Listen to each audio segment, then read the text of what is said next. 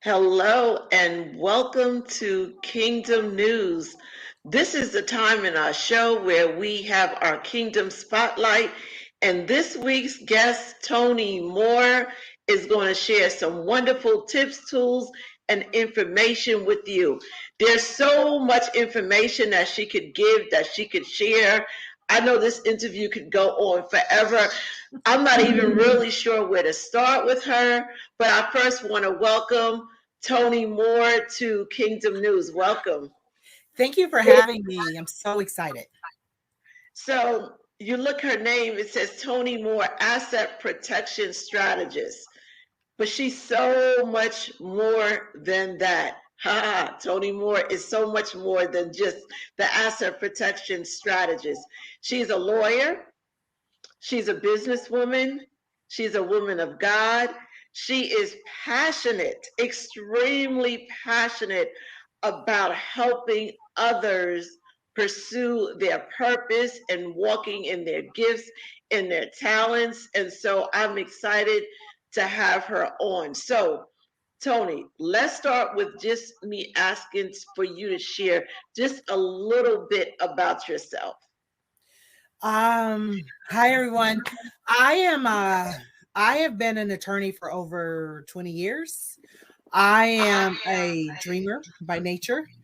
I pretty much am very passionate about helping women become better versions of themselves. I realized, as I was telling a friend of mine, I was one of those troubled teens that most people were like, oh, she's just going to be a statistic or a pretty girl or something like that. Thankfully, there was a family who saw my potential and they helped me before I could help myself. And one of them even told my mom about Milton Hershey School, which changed everything for me. And then I left, got a chance to leave Harrisburg, and I ended up going to the University of Penn. And I was pretty much on a journey because I've always just like a journey to more. But I was thinking because of my mindset that the more was maybe men or fame or fortune or something that didn't have to do with me. But when I realized that God does all things well, and I went through my own unfortunate events of trying to find happily ever after outside of myself, that I realized that it's a lot of work that we have to do. So I started out in insurance defense, hated it. Then I found myself in family law where I loved it for a certain point. And that's when I started doing the empowerment ministry as a lawyer, helping people when they were in their rock bottom places to just understand that there's always an alternative to their story. So I spent a lot of time doing that, even helping them with their finances, helping them with their businesses and things of that nature, until I realized that, once again, there's another way and I can't always help people at their level. So I had to learn something more. So the more for me was just realizing that socioeconomic class, that identity that we must have with regards to money, because money answers all things and everything. So I started to learn more about money and wealth and empowerment, and it shifted my whole life trajectory for the past 16 years. Okay, so let's take a step back. You said that you're from Harrisburg. That's Harrisburg, Pennsylvania, Pennsylvania. correct? Mhm. Yeah. Yes. So tell us a little bit about your upbringing before you tell us about all the wonderful things that you're doing now.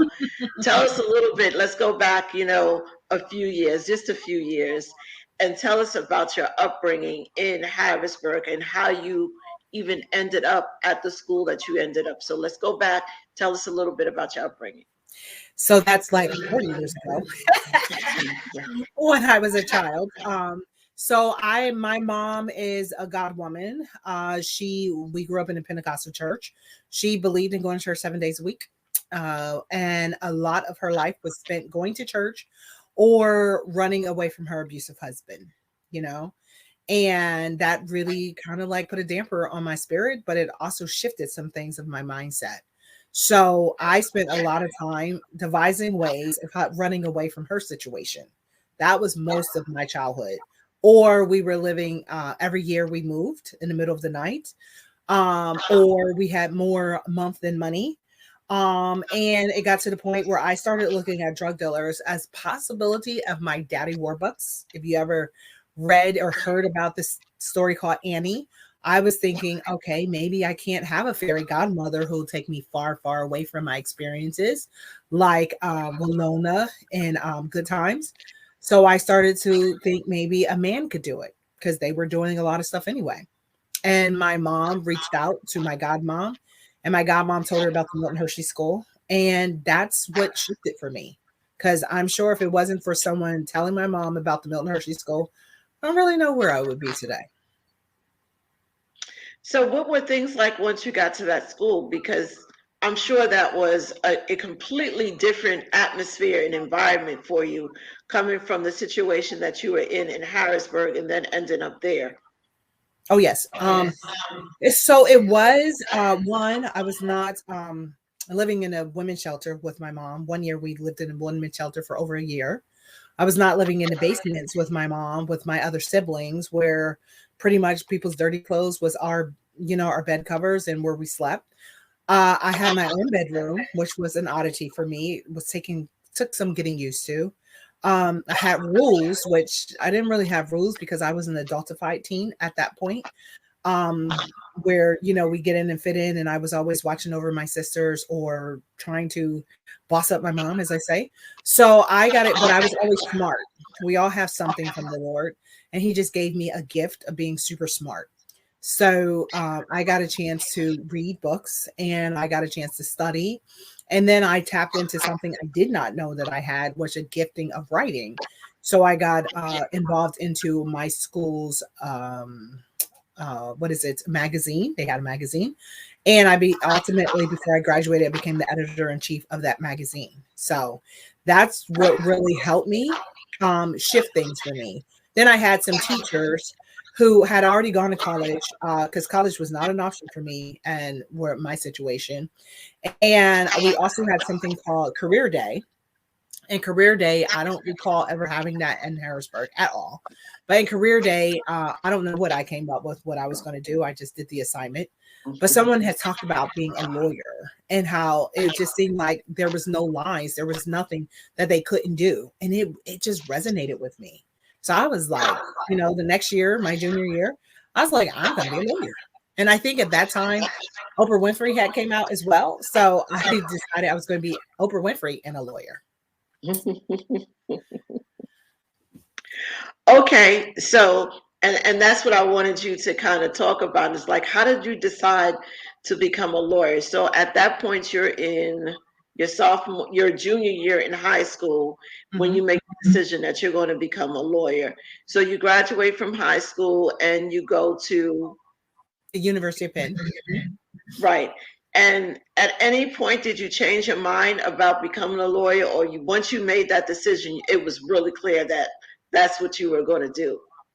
It was really clear. I mean, a couple of times twice I got on academic probation, meaning that I did not have my scores up to the level that it should be at an Ivy League school, or any school for that matter.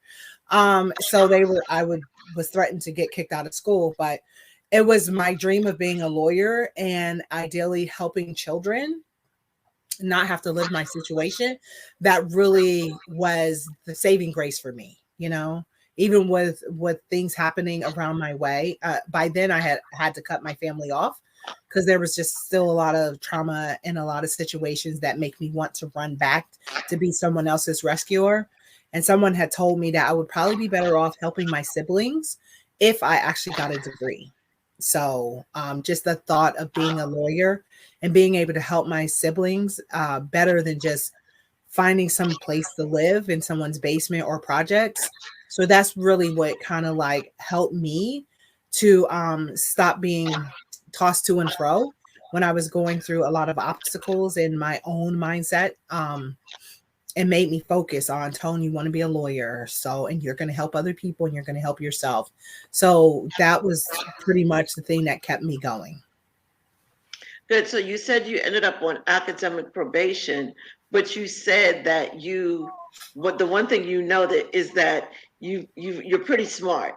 So talk about that a little bit, how even though we might have all the tools and all the gifts, we still may not move in what it is that we're supposed to move in. What were some of the stumbling blocks, the setbacks, Tell us a little bit about your mindset and the things that were preventing you from actually achieving at that level that you should have been achieving from the beginning. Well, the University of Penn is an Ivy League school. A lot of the students there have already been prepared to accelerate at that level. When you're from the projects, you're not prepared to accelerate or even to be successful. It's more about getting and fit in or survive. So a lot of them had learned some study habits that I did not have because I was already super smart. So I can read a thing and I could pretty much put something on paper to go through. At the University of Penn, we had something called a syllabus, and they were like, okay, after whatever the term is, you got to come up with the books, the papers, the scenarios or anything. And I did not take that seriously, right? I was smart enough to get into the school, but I did not have what is it? The mind. I didn't have the mindset to stay at the school until I almost got kicked out first time, and then I leveled up. Then it happened again because I was still trying to find my own way, and I was by myself. I didn't want people to know that I was a traumatized teenager who didn't have a life. I pretended like I was someone else. I was not going to church. Men and alcohol became kind of like the thing that satisfied me and numbed me and made me feel like I got in and fit in, whichever way. However that was, I just did not want to feel like the oddity, like the project kid in the Ivy League institution. But when I took this class, and the class we covered Erickson's 8 stages of development, and I realized that I was sabotaging myself because other people did not teach me. They didn't train me up. They did not help me become a better version of myself. And when I realized that, I was like, well, maybe I can train myself up. So, and that was my sophomore year where I literally used myself. I did my assessment about where I was, what I didn't have, all the 8 stages that I didn't go through, I went through them. And I realized that even if nobody trained you up, that you can train yourself up. So that's how, that's my whole thing at this point in my life right now, because I know I did it before. And then I kept doing it over and over again, that regardless of our stations in life or where we find ourselves, there's still something inside of us that, if there's a trigger, then there's something that we have to fix or a lesson we need to learn. And I kept sabotaging myself because no one expected me to be successful. No one that prepared me to be successful. And even I'm sure I was someone's affirmative action baby, a project kid from the projects going to the University of Penn. I'm sure statistically no one really expected me to succeed. So I pretty much had to be my own cheerleader. Absolutely. And that's what I wanted you to share is sometimes you really do have to be your own cheerleader. And in order for you to really manifest everything that is in you, in order for you to be able to walk in those gifts and those talents and everything that God has for you, you have to do the difficult work. And you were willing to do the difficult work. Like you said, you examined your life, you examined your issues, your setbacks, and you realized, you know what? It doesn't matter what my mom did or didn't do or anyone else. At this point, it's up to me to do better. And so I wanted you to share that because for someone who might be watching this and she had certain privileges. I think she's made it very clear there were no privileges that she had. She was given an opportunity and she use that opportunity to be able to move forward and grow. But it still required some difficult work on her part. It required a lot of work on her part. Not just that she would work hard academically, but that she would do the healing work required to become that person that God wanted her to be. She had to dig deep in order to be able to move forward. And so for those who find yourselves in these repetitive situations and you wonder why you can't move forward, you have to come to the point where one day you decide, I'm going to dig deeper. I'm going to do the hard work. I'm going to really take a hard look at myself and figure out what things need to be fixed, healed, corrected so that I can move forward and do all the things it is that I've been dreaming about doing. So that's really good. Thanks for sharing Mhm. that. So we move forward and we have Toni Moore, the lawyer. So you've graduated, you've finished up your law degree, and you start practicing law. And you said you initially went into family law, but you didn't really like that too much. Mm.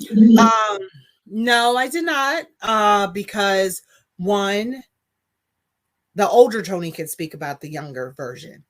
I did not realize a lot of what I was doing was when I saw women in distress. It was almost like it was putting me back in that situation of trying to save my mom and my sisters. But it was also it was ricocheting in my life because it was very dark and heavy, trying to walk into hell with someone and try to empower them and encourage them to not to pretty much not be a victim in life, right? So I didn't like it, but that's where I was. And I liked it initially, but then it would be sir every once in a while it would be some hard places and spaces because I was doing family law, I was doing bankruptcy law, I was doing foreclosure law, I was doing estate and probate. And a lot of the people who were I was inheriting from the law firm were people from broken places and spaces. So some of them got it. Some of them were just like, I just got to go through it. I hate my life. So no matter how much I would try to help people, like this one really hurt because it was a mom and a dad and they hated each other. So the first fight, the mom won. The second fight, the father won. And then he started to pit the kids against the mother. And that was really hard for me. It was another situation where it would be a protection from abuse order. And I saw that she was an abused woman. We would get her protection from abuse, but then the abuser would sweet talk the woman and she would come back and all that stuff. And I was just like, I can't have all these passion, and my passion is contingent upon someone else's mindset. But I was still stuck in my story of brokenness, and you know what I mean? And it was still part of me that felt like I was attached to them. And then I'm also an empath. So I would pick up all their negativity and then it would spew out of control in my own life and situation. But I pretty much wrote this book called Stop Being a Doormat. Because at that time, that's who I was to my sisters, to my mom, to the partners at the law firm, even to some of my clients. Um, but I had to get out of that situation and I didn't know how to, you know, until one of my sisters shot herself or her lover had shot her. We're not sure. But I do remember at that time, and I'm a lawyer, had all the accoutrements of success. And I was still in the doormat state because, when I got sick, I found out I had given birth to a child, had an ectopic pregnancy. And my tubes had ruptured, almost got sick. One of my girlfriends took me to the hospital, and I rolled over after the surgery and called my secretary and told her to cover for me. That's where I was.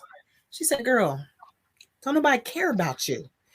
If you died because you so bent on trying to get back to the law firm to show that you worthy, maybe some of the partners would have showed up at your funeral, but they surely would have replaced you." So when I was in that season of having to heal, that's when I prayed to God. One of my sisters who had shot herself, she was trying to recover. She didn't make it. But during that summer, I was also asking God to give me a second chance, so I can become the woman in my dreams. And I was like, even if I got to start over. P.S. Y'all, you listening? Don't just say if I got to start over, because God gave me a second chance, but I literally went from the corner office to a telephone solicitor situation. But that was an opportunity for me to get a chance to know me. That's really good. A lot of times, again, God has really been talking to me lately about healing and becoming whole and making it more and more apparent that until we become healed and we operate in the wholeness that he wants us to operate in, we're just dysfunctional. We Hmm. cannot do the things that he wants us to do. So again, it does require that level of work, that level of desire to want to do different, and you keep kind of repeating that over and over again. You know, everything could be handed to you, Mhm. but if you don't put in the work and you don't have that intrinsic value, we talked about that earlier, Mhm. something within you that's prompting you and pulling you and pushing you to want to do different and to want to have more, there's nothing really that anyone else can do, no matter what is laid before you. You know, faith without works is dead, right? You can have the faith, but again, if you're not willing to put in the work, it makes it extremely difficult to be able to move forward. So you are working out your own stuff. Literally. And at this, let me take a step back. Because I want to say this. She said something. She said, don't, when you say, you know, I might have to take that step back or, you know, start all over, that's the one thing I think that people get nervous or worried about. They're so worried about what people will think, how will it look? But sometimes you literally do have to take that step back to be able to move forward. I think sometimes pride and ego keep us in too many things that we know we're not supposed to be in. And we're unwilling to move because we're worried about what it looks like to someone else. Oh, well, look at her now, or look at him now. But we've got to get rid of the ego and the pride and really, again, take a hard look at ourselves and say, you know what? Yeah, take those 5 steps back so that you can really build a solid foundation. So when you move forward this time, you don't have to go back again. Mhm. And I'm sure as we continue in the story, that's what you're going to find out is that that step back actually allowed her to be able to build the foundation in a different way for her to be able then to be propelled into what it is that she is doing now. So don't be afraid to take that step back because sometimes that's necessary for you to really be able to take that step forward and become who it is that God wants you to be. So thanks for that tip. So now, you know, you've taken that step back, you're looking around and you're like, okay, God, you know, I said it was going to be okay, but I'm not really happy with this. And I'm sure something in you kicks in like, okay, this is temporary because I know there's so much more. So what happens? So it was good for me actually because of the fact that when I did leave the firm, I was litigating, I was dealing with other people's problems and things of that nature. I was still in the litigation arena, but then I had taken on a support role, right? And the support role allowed me to literally have business hours from 8 to 4. I ain't never have no business hours from 8 to 4. It probably took me 6 months to just get readjusted that my weekend was my weekend, right? So that really helped me out. And then I started to ask, like, what do I want? What do I like to do as a person, you know? Because I was always in the doing mode or the rescuing mode or the positioning mode, or you know what I mean, or just literally like living by default, whatever that looked like, that's what it was. So that's when I started to, you know, figure out what I liked. And that's when I started to go on bike rides. And I did the I think it's the MS 180, 160, you know, that's a ride from Philadelphia to Atlantic City, you know, and that was for multiple scoliosis. And then I started to help my sisters, and I started to read more books, and you know, and at that time also something happened to another one of my sisters where she was actually um well, our version is that she and her husband were fighting, and she's the one who ended up dead. Okay. So, but you know, that was a situation and a bad situation. And I mourned her for about a whole year of my life, because we went to church. I mean, we was broke, but my mom, she was rich in faith, and I was just like, how do people speak over our lives? And we end up like, dead. Now I had two sisters dead and I didn't understand anything. And then it was something inside of me. That's what triggered. You listen to my husband, he'd be like, Toni was telling everybody to go to school, get a good job, you know what I mean, make more money. That was my formula for success. But then after one of my favorites passed away, I mourned, I came forth and I was just like, yo, this ain't gonna be our story. You know what I mean? Like, this was my mama's story, but this ain't gonna be my sister's story. And when you look into history, that's a lot of women's story about being domestic violence survivors. And I'm like, we wasn't put on earth just to be somebody's punching bag, especially if we went to church. Why are we black and blue in the pew and nobody's talking about it? And I took this class because I'm a lawyer, and they have something called continuing legal education, and one of them was protection from abuse. So I needed the credit, so I took it. And the one speaker pretty much said that women who are domestic, when they're in violence and they're victims of domestic violence, you almost gotta lead them out for about 10 months out of their situation, so that they can remember who they are, out of their trauma, out of their environment, out of the whispers, out of everything, so that they can heal themselves. Because as long as they still in that environment, then they're going to forget who they are. And it was just something inside of me that was like, you know what? Some kind of way we can't be survivors anymore. I'd rather have you say you rewrote your story. That was a bad chapter. Now this is a new chapter. And it was that when after mourning my sister and then hearing, I couldn't even stay in the classroom. I bust out crying because I had my mom now that I was mourning, my sisters that I was mourning. And I was just like, all this time, we just patty caking on some principalities when we really have to help people make over themselves.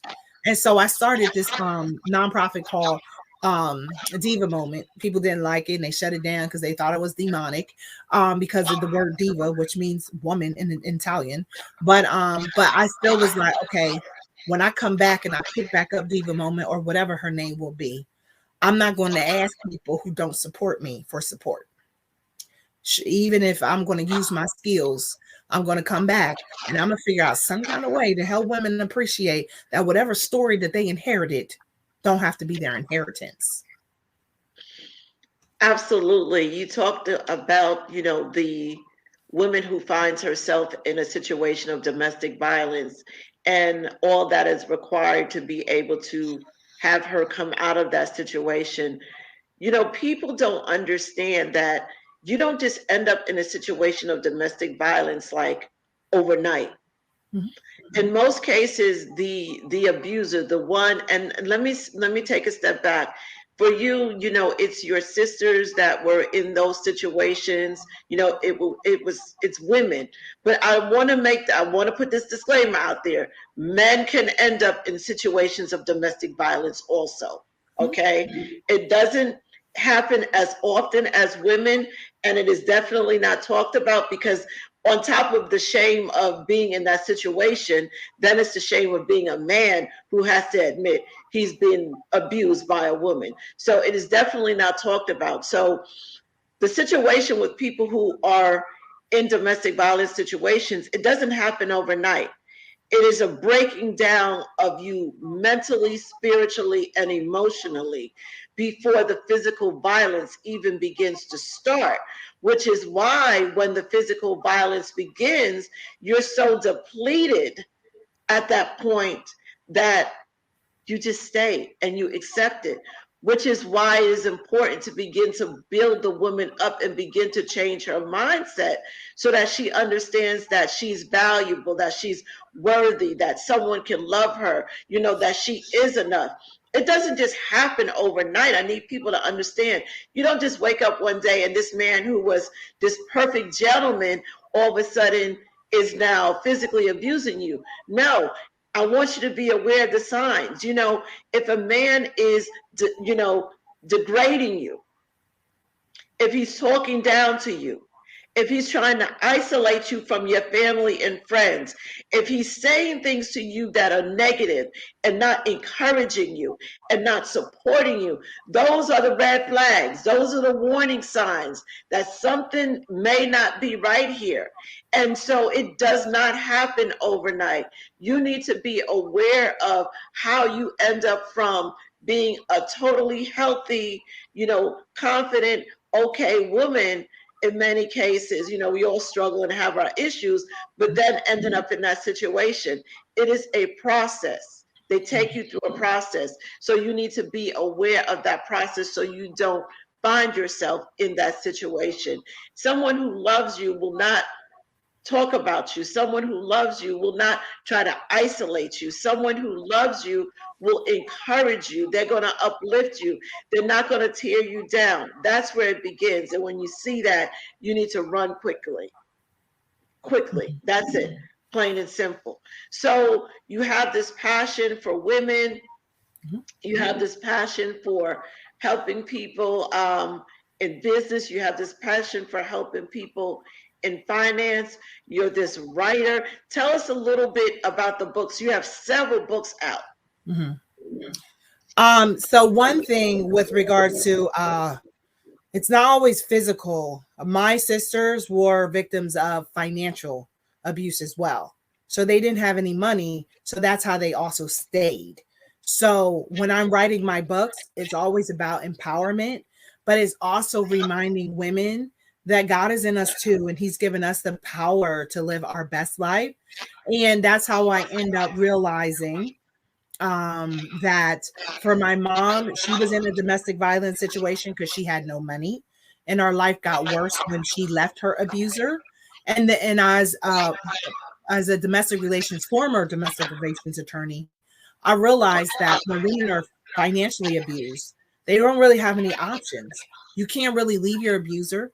You're usually in a ghetto neighborhood. You usually can't feed your kids. And so that's where I've shifted a lot with regards to helping women embrace their economic empowerment to attain wealth. So the books, like whether it's Boss Up or it's like an ebook, it's always like God has given you the power to be a woman of your dreams. Stop being a doormat was essentially saying that even with the hurt and the harm and the abuse, because that book was about myself and one of my sisters who ended up in the hospital, how we came out. One of my sister passed away, but I was just like, I'm going to be the woman of my dreams. My book with regards to handle your business, I gift that to my clients when I help them start business, because it really is a step process with regards to knowing that you can package a solution that you have, and also how you can be a solution and how you can protect your money and your assets and protect your legacy. And even my newest book, Up Level Your Life, that literally is taking you from my basement life to my boardroom life and how I shifted myself, being transformed by the renewing, right? And realizing that at every step, you got to bet on yourself. You got to trust God. You got to chase after your purpose and your power, embrace your power. And then you also have to realize that the power of God is inside of you. But it's like, to me, it's like a muscle. You know what I mean? It could be atrophy, where it could be soft, or you can make it stronger by using it, by, testing it, by proving that there is more within you. And that's one of the reasons why I even have the School of Boss, because I'm like, wait a minute, we love the Lord. We follow Jesus' footsteps, and we are being comforted by the Holy Ghost. Tell me again why we're black and blue in society. Tell me again why we're like not living our best life. Tell me again why we're looking for a rescuer when we should be working out our own salvation, right? So for me, it's when we talk kingdom, it's not just a word that I heard. When I look at the Bible, I look at that as a blueprint. That God is like, look, this is the steps to get you to live your best life and that more abundantly, and realize that it ain't just about you, So I've now looked at myself, no daddy. My mom had a lot of issues. We had no money.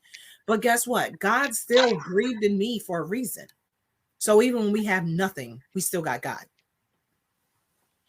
Absolutely, and that's the other thing people need to understand. Even when you look around and you feel that there's nothing, there's no finances, there's no other relationships. You have to realize that God is still there, that He promises that He will never leave us and He will never forsake us, and it is absolutely true. We just have to believe it. So we're going to take a quick break. But when we come back, we're going to talk with Toni about the asset protection strategist and what she does in terms of her skills as a lawyer and being able to protect families, because that's something else as kingdom people that we have to do a better job at, is really being able to be good stewards over whatever finances that God has blessed us with, whether it's little or big. We still have a responsibility to be good stewards. So we'll be back. I have a question for you. Are you tired of being stuck? Are you tired of year after year making goals and plans to accomplish something and it just doesn't seem to happen? Are you tired of not being supported in your dreams and your goals and your vision? Well, I have an opportunity for you. I want you to consider becoming a member of Success Arise Academy. This is a membership that is designed with you in mind. It provides education, inspiration, and transformation for you to be able to achieve those goals and become everything it is that God has created you to be. This is a membership program designed for women to be able to also come together and encourage and support one another. So if this sounds like something that you're looking to be a part of, I want you to visit www.successarise.com, because it is time for you to move from stuck to unstoppable.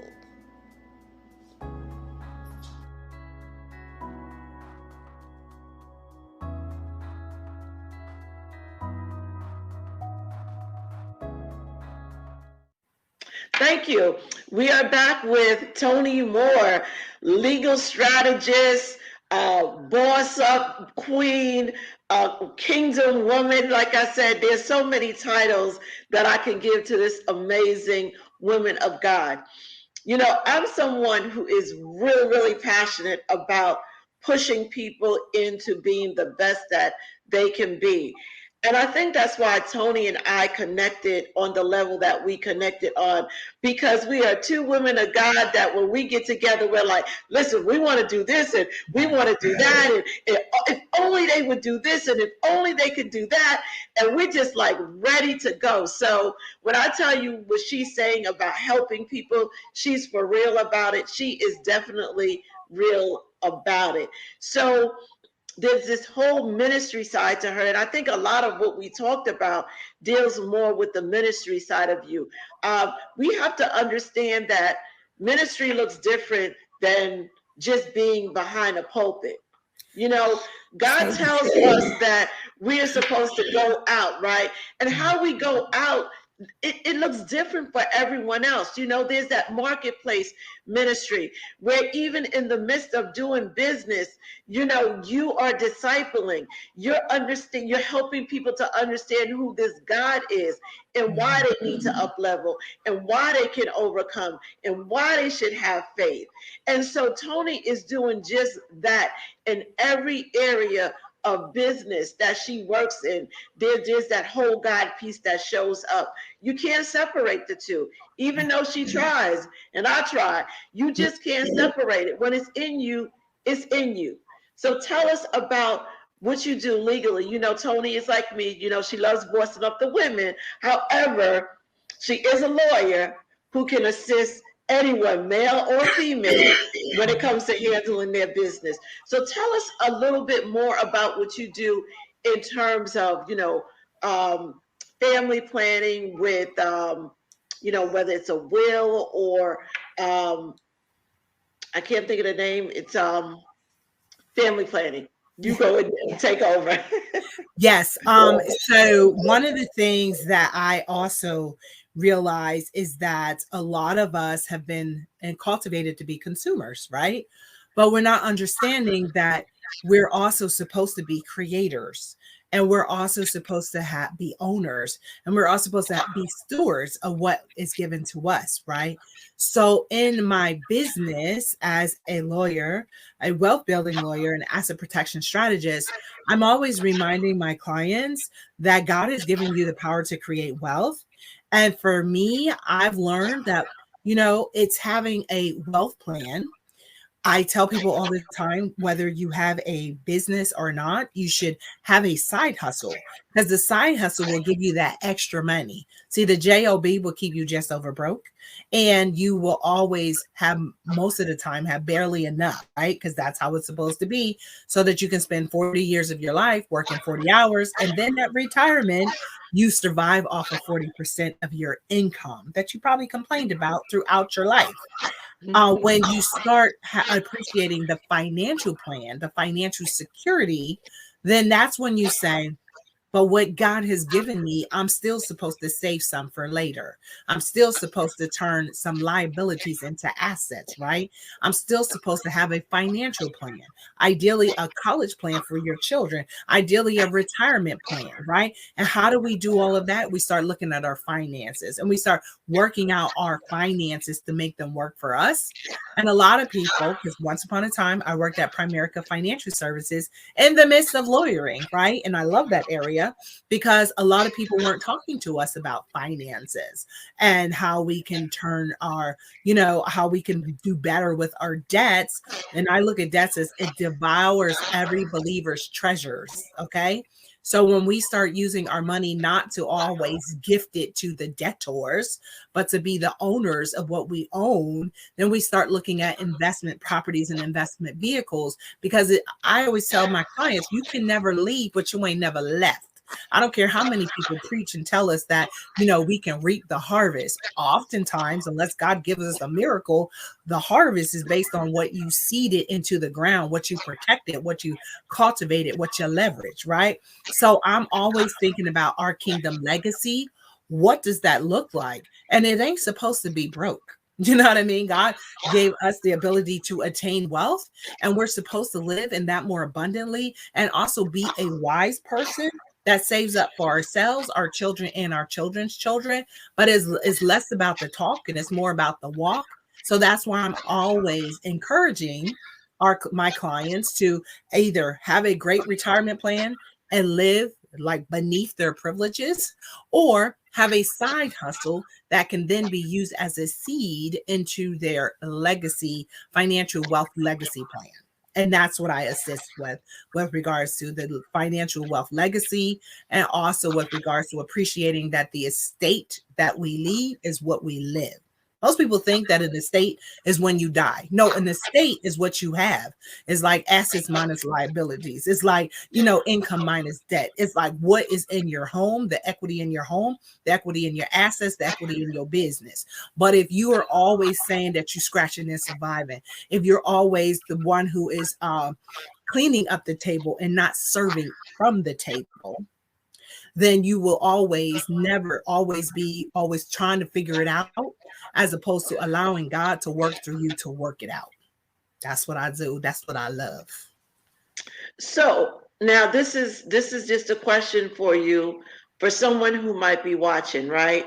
Who let's paint the scenario of a situation similar to maybe what you came out of, growing up in Harrisburg, and you have a family, with a mom who's struggling, that has several kids.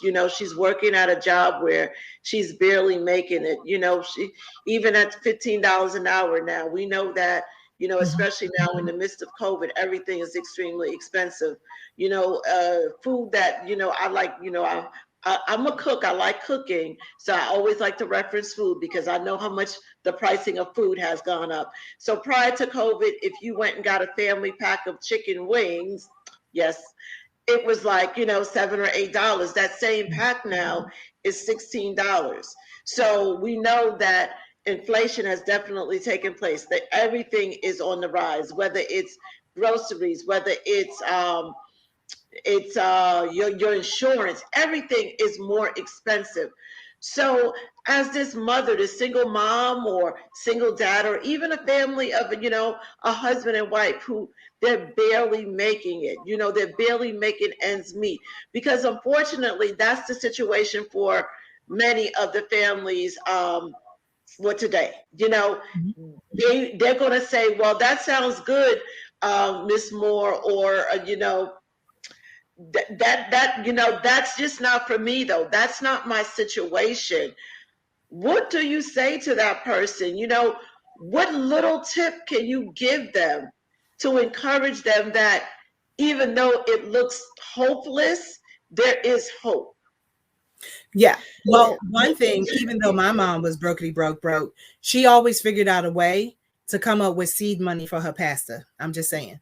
And she always figured out a way to have what she wanted when she wanted to go away. So when people tell me that they don't have money, very rarely do I ever meet someone who don't have an option. I'm just saying. My mama had options. She chose a different way. Even some of my siblings, when they would come to me in the midst of it all, they still had some options before they got brokety broke. You know what I mean? So, and even with there's someone always says, like David Bach, I don't, he says how we can save up money even with latte, So there's some choices. I have friends, they're like, I'm broke, I can't do anything. But every year they went on vacation. Every year they have the best clothes and they have a lot of stuff. For at least 10 years, while I was building up my business, we went nowhere. I said, we got staycations. Okay. And even like we didn't go out to the restaurant. That was like a treat. So after a certain point, you have to start asking yourself, that's where the financial plan comes into place. You got to ask yourself, what do you have to give up? Because we can't have this and that. It's eventually you got to sacrifice something so that you can save some for later, because it would be great to have a silver spoon in our mouth and somebody giving us $10,000 and when we can reap the benefits. But that's oftentimes not us. Sometimes we got to start from the small things. There was this one woman, she was a cleaning lady. Cleaning ladies don't really get a lot of money. But guess what? She said, I'm still want to save up some money to create an endowment plan so people who look like me and talk like me don't have to suffer when they go after their dreams. So we can't have it all. Silver and gold, I have none. But when you look upon the fact that you can still change the trajectory of your situation. And I do know that the poor we will have among us. You know what I mean? I know that. And so I don't always profess that what I've learned helps every single person. But I will tell you that when you start choosing, am I going to continually make debt my lifestyle? Because at one point it was my lifestyle. I wanted to look rich, even though I was living poor. And I would take out the equity anytime I could. Then I would start, because that's what I learned to do. And so I start saying, you know what? I don't have to have everything right now. I don't have to look rich. Okay. I don't have to please and appease everybody. I have a car, because I'm like, wait, I'm still building up my business. I'm still paying off my school debt. I still want to lay up some money for my kids. So my car is not brand new. I could care less. But I was talking to somebody who lives in an apartment building and she talking about how she about to spend another $1,000 a month for a car so she can look rich. So the question is, what do we do with what we got? When we use what we got and make a plan, then of course it's the little things. It's just little things that help us out. Even my one girlfriend was telling me her side hustle, she went from a part-time business to a part-time job at Target. She telling me about all the benefits, including a retirement plan and a college plan. Look, you were like, wait a minute, let me go and apply to Target. Absolutely. You are absolutely right. The question becomes, what sacrifices are you willing to make? Discipline. You have to become disciplined. I read a quote and I shared it with my coaching group. Discipline is deciding that what you want later is more important than what you want now. Mm. That's good. You have to make the decision that what you want later is more important than what you want now. And you can use that in any area of your life, not just finances. Because in order for us to become the people that God has called us to be, because we've been called, we have to be disciplined in all areas of our lives. And we have to stop making excuses. I wanted to make that, I knew where you were going to go with that. In other words, it doesn't matter where you are. The question becomes, where do you want to go? What do you want to accomplish? What do you want to achieve? So you know what? You're right. You're struggling, but there's something within that budget where there's some flexibility. Are you eating out several times a week instead of making your lunch? You know, or do you have unhealthy habits that you need to get rid of anyway, such as smoking? I'm amazed, honestly, that people still smoking. That's not a judgment. It really isn't. When I was in Wawa and heard how much it costs for a pack of cigarettes, I was like, that would be my deterrence right there. We And some people, I remember when I used to do this for a nonprofit, I used to actually do like financial circles. And I mean, for whatever reason, they opened it up for men and women, but the 3 cohorts I had were all teachers and they were all women. And the one teacher realized that she had a Starbucks budget and she didn't realize it. So that tracking, she realized that she was giving over $100 a month to Starbucks. And that's where I was going to go next. I said, okay, I don't want to go extreme. I won't go cigarettes. I'll go Starbucks. Right. Because I don't drink coffee. So I had no idea that, you know, a latte, chocolate, whatever, all of that stuff could run you $6 or $7, and people are getting them every day. I'm like, for coffee?